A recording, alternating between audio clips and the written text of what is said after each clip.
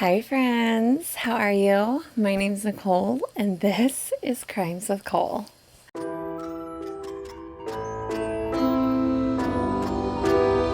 So, good morning, good morning, good morning. How are you guys doing today? I hope you all are having an amazing day. I hope you've had an amazing week so far, are ready for the weekend, and another crazy crime story. In today's case, we will be talking about a heavily debated case. This beautiful young girl supposedly took her life, yet no one, including the police, seemed to believe that was the case. How her life had drastically changed after she married the supposed man of her dreams is the only indicator to really decide how this case should be ruled. Today, we are going to be talking about the case of Bethany Deaton. Bethany was a beautiful young girl who had grown up in Dallas with her mom, dad, and 4 siblings. They were all homeschooled and raised on Christian beliefs and values, and Bethany herself was an extremely gifted writer, and in fact had won a scholarship for it to Southwestern University near Austin, Texas. Her mother and father had told her, just like most of us tell our children, when they go to college, that it's a whole new world. You're going to meet all sorts of new people with different values and beliefs. And this is where Bethany had met her future husband, Tyler Deaton. She had also met a group of friends who were very similar minded to her. And all of them, Tyler, Bethany, and their handful of new friends, they would all get together and have their prayer group once a week. It truly was a blessing, or so they had thought. Now, Tyler was a very charming guy, very just captivating. He has this energy about him that would just draw people in. He was very passionate about being a Christian and praying for the sick and those who had been consumed by evil and needed to walk by the Lord. Bethany loved this about him, his passion and his drive to do the Lord's work. And a lot of other people did too. Their once small prayer group started growing, and their weekly prayer groups started increasing. It truly was a blessing in their eyes. Tyler had become friends with a guy by the name of Micah Moore, who was also an undergrad, and brought him to their prayer group. And Bethany had made friends with a guy by the name of Bose Harrington. And Bose and Tyler really hit it off in the beginning.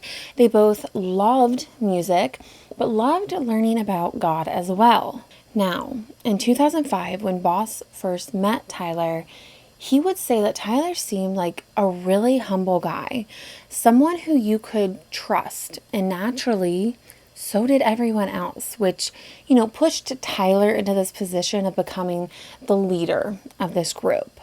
And what started off as a prayer group, Tyler felt like because their group was praying so much that miracles were going to come to them. Revival was going to come. And they all believed him. I mean, this guy had their complete trust at this point. And the way he is explaining things to them, carrying himself around them, I mean, how could they not believe him? How could they not trust him wholeheartedly? Now, Bethany thinks that Tyler is just heaven sent, right? She thinks Tyler is this amazing guy who loves God. I mean, look at what he's doing for their group. He wanted to be involved in missions and prayer and just everything Bethany had ever hoped for in the man that she would call her husband. However, at this time, Tyler thought that he was gay. Now, you have to understand the beliefs that these people were raised on about homosexuality. Everyone has their own thoughts and beliefs, but for these two in particular, they were raised in a conservative Christian lifestyle. So they believed that homosexuality, or even the thought of it, could be healed and gotten rid of. Bethany wanted to do that for Tyler. He was struggling with these thoughts and really trying to repress them. Bethany just wanted to be that person who really pulled Tyler out of the pits and, put him back on the path that he was once on. In 2007, Tyler had taken it upon himself that he wanted to really just focus on mission and prayer. He had found a national convention out in Kansas City called IHOP, International House of Prayers. And at this convention, it was just praying 24/7. And he loved this so much that after he and Bethany had graduated from Southwestern, they, along with 20 other members that was, in their prayer group, had packed up their belongings and moved to Kansas City to join IHOP and become a part of it. Between the 22 of them, they settled in 2 houses, separated by gender, and they called themselves the Community. They ate together and, had odd household jobs together. They would pool all of their money together and pay expenses. But the rules of, this living condition didn't stop there. Tyler was the one who made the rules and went as far as to tell the members of the community what to eat, how to dress, or even who was and was not allowed to partake in romantic relationships. If the rules were broken, there were punishments that were to take place. Now remember, the friend that Bethany had brought to the group, Bose, he really bonded with Tyler in the beginning over, music and their love for God. Well, he started to question why it was that Tyler had all of this authority, and for 8 months, no one out of the 22 members in this community spoke to him. Now, during this time after the move, Bethany started attending nursing school. But by 2010, Tyler had felt that his thoughts of being a homosexual were healed. He felt that he could see the love Bethany had given him and, just all the support that she had been giving him through the years. And he was now attracted to her on a sexual level. After a long conversation, Bethany's dreams of finding her perfect soulmate had came true, and she and Tyler had gotten engaged. The two wed in August of 2012, and according to Tyler, this was such a wonderful day. Everyone was happy and celebrating the newlyweds, but according to Bethany's family, they were just bystanders on this beautiful day. They didn't feel a part of it like most people do when, they're really close to the bride or the groom. They just felt like they were there watching this, big production be put on. Bethany's best friend, although she was extremely happy for Bethany, she felt strongly that this was the last time she'd ever see Bethany alive. She felt like Bethany, now that she's married to Tyler, has been taken from her and is no longer the same Bethany that she knew growing up. The newlyweds got on their flight to Costa Rica after their wedding for a 2-week honeymoon. Bethany was so excited to start a new family with Tyler immediately. That's, what she had always hoped for, except the two never consummated their marriage. And although they felt that Tyler's homosexuality scare had been healed through prayer, he still had this strong feeling of avoidance for any physical affection for, his own wife, or even receiving any physical affection from her. Now, the one friend that Bethany had brought to the group, Bose, the one who also questioned why Tyler, got the authoritative role in the group once, they had moved, he was the one who had noticed Tyler's behaviors towards other male members even before the wedding. And they're not behaviors that a Christian man should be partaking in. One, towards other males, and then two, just in general, when you're engaged and due to be wed, you should not be partaking in these types of behaviors. But Tyler's whole reasoning was that he was practicing for his honeymoon.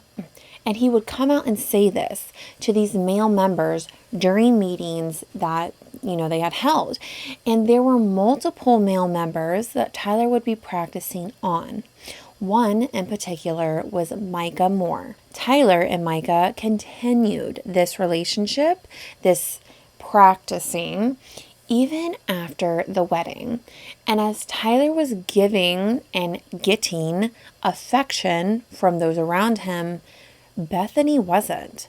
So you can imagine the self-esteem she began to lack, followed by depression and self-isolation, because her own husband did not even try to give her any physical affection, like even just minimal affection. At this point, Bethany, along with everyone in the community, started to withdraw all communication with their families and anyone who was not within the community. Bethany's best friend would go on to say that at this point she could confide in her, but the way Bethany would vent about her marriage to Tyler, it was very cryptic and almost like self-blaming. Bethany never seemed to be upset with anyone else except herself. Only 6 weeks after the marriage, Tyler would say that is the point Bethany had become suicidal. He said she would say things like, "My soul is ruined and I'm going to go to hell now. I am going to go to hell." And Tyler was becoming confused by this, so he claims. And yet her family, her mother and father, knew nothing about this. They were never told about the suicidal thoughts, about the deep, dark depression that Bethany had slipped into. And as close as they were, you would think Tyler, being her husband, that he would reach out and tell her parents something. He also never told them that Bethany was admitted to a psychiatric hospital because of these thoughts. She threatened to drink windshield wiping fluid, and Tyler claims that Bethany didn't want her parents to know. In fact, Tyler thought Bethany was pretending to be suicidal because, why would someone just snap like that after 6 weeks? How could someone go from this happy-go-lucky girl to this depressed, self-harming person with all these horrible thoughts within a 6-week time window? On October 29th, 2012, Tyler had given a sermon to the community, the members in their household. Remember, they're called the community. And while doing so, while he's giving this sermon, he told the group that they had to choose between the community or their selfishness. He said while this was going on, Bethany was in the back of the room, sitting on the ground where her knees had been up to her chest, and she was holding her legs and just shaking because she was so mortified. He said he was so fed up with her behavior at this point that he didn't know what to do for her. The next day, Bethany left to go to her job as a nurse, except there was a female's body found in a van that was parked at Longview Lake. Detective Penny Cole had arrived and discovered it to be Bethany. She had been found in the back seat, leaning up against the window and lifeless. There was a plastic bag loosely around her head, along with an empty bottle of over-the-counter sleeping medication and a goodbye note. And although at first glance it seemed that Bethany had taken her own life, something just felt off about this to Detective Long. She said that Tyler's reaction to his wife's death was not what you would expect from a newlywed. The coroner's office ruled Bethany's death a suicide, and when Bethany's parents, Carol and Eric, were notified, they were in shock. There's no way their little girl would have done this. Bethany's body was flown to Dallas, where many people had mourned over the loss of Bethany at the family's church. And during this time is when Carol, Bethany's mother, received a phone call from the investigators. They were calling to say that they needed Bethany's body back because they received news from Micah Moore, Tyler's lover and Bethany's friend, that Bethany's death was not a suicide. Can you imagine if he had said nothing? If he didn't say anything at all? Micah had confessed to taking Bethany's life. But detectives, although they did believe that Micah was correct about someone taking Bethany's life, they did not feel it was him. He told them about the plastic bag over her head and how he held it there until her body started shaking, which does match up with the crime scene. But Bethany was found with her eyes opened, which is a very odd thing to discover if someone had just overdosed on sleeping medication. But they still didn't feel like Micah was telling the entire truth. He was trying too hard to think about what to and what not to say to them to convince them that he had done it. There were also thank you cards in the van with Bethany from, her wedding. Almost like she was sitting in the van, finishing up her thank you cards, drove up the street to get away from everyone. The other note found in the van with her had read, "I chose this evil thing. I did it because I wouldn't be a real person. And what's the point of living if it's too late for that?"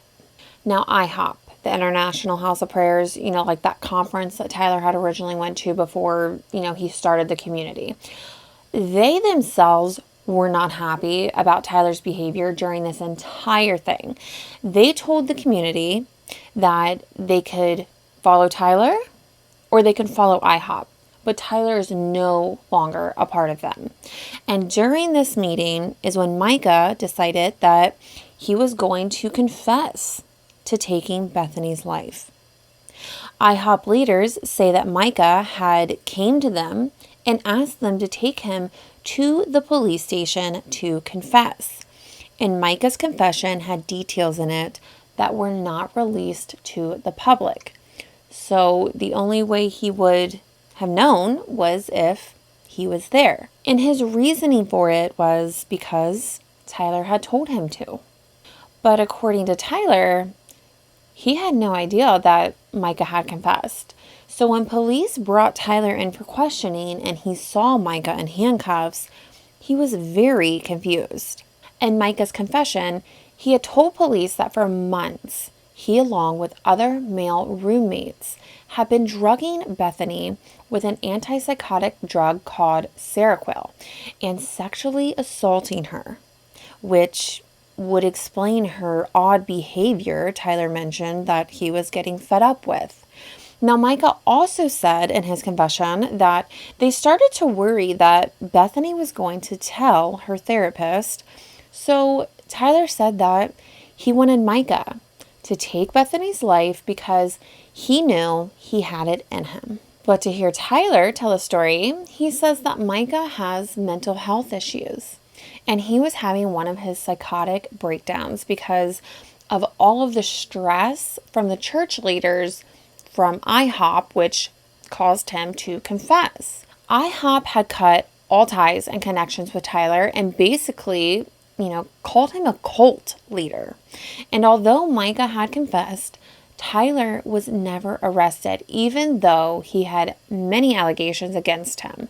Even investigators believe that someone else had to have been with Micah. They did not believe he had this drive and will to take Bethany's life. But there was nothing beyond Micah's confession that could tie Tyler or anyone for that fact to Bethany. The evidence alone barely supported Micah taking her life, but they had a confession.